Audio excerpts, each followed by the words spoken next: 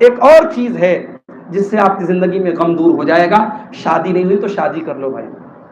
شادی ہوئی نہیں ہوئی ہے تو شادی کر لو. یہ الگ بات ہے کہ جو لوگ شادی کر چکے ہیں وہ کچھ دوسری باتیں آپ کو بتائیں گے, لیکن آپ شادی کر لیجیے.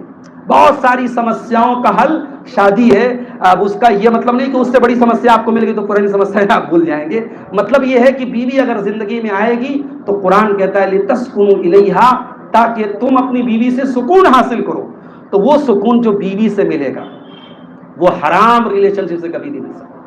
یہ جو حرام ریلیشن شپ چل رہی ہے, یہ جو بدکاری کی اڈے قائم ہیں, یہ لشت تو پوری ہو رہی ہے, ہوس تو پوری ہو رہی ہے, مگر سکون نہیں ہے میرے بھائیوں.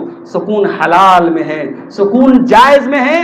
اس لیے شہر الہ آباد کے غیور نوجوانوں شادی کرو, اور میری اس تقریر کی اتنا کلپ اپنے ماں باپ کو جا کے سنا دو بڑے بڑے لاؤڈ اسپیکر لگا کر کے, اور اپنے ماں باپ سے کہہ دو بھائی ہمیں کوئی ڈیمانڈ, کوئی جہیز, کوئی بارات نہیں, سمپل طریقے سے اپنے کمرے میں اپنے بیڈ پر ہم سوئیں گے, بیوی کو سلائیں گے, سمپل طریقے سے آپ نکاح کر لو. اور گارجین حضرات سے گزارش کروں گا بچوں کی شادی میں دیر نہ کریں, بچوں کی شادی میں دیر نہ کریں. آج لڑکے 30-30 سال کے, لڑکیاں 30-30 سال کی ہو جاتی ہیں, لوگ شادی کے بارے میں سوچتے بھی نہیں ہیں, اور بڑی فضول وجوہات کی بنیاد پر وہ رشتوں کو ریجیکٹ کر دیتے ہیں.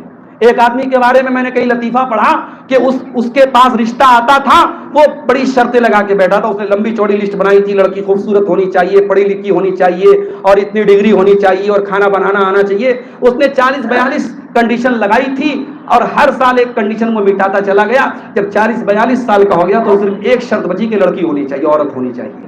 تو وہ کنڈیشن نہیں ہونی چاہیے میرے بھائیوں.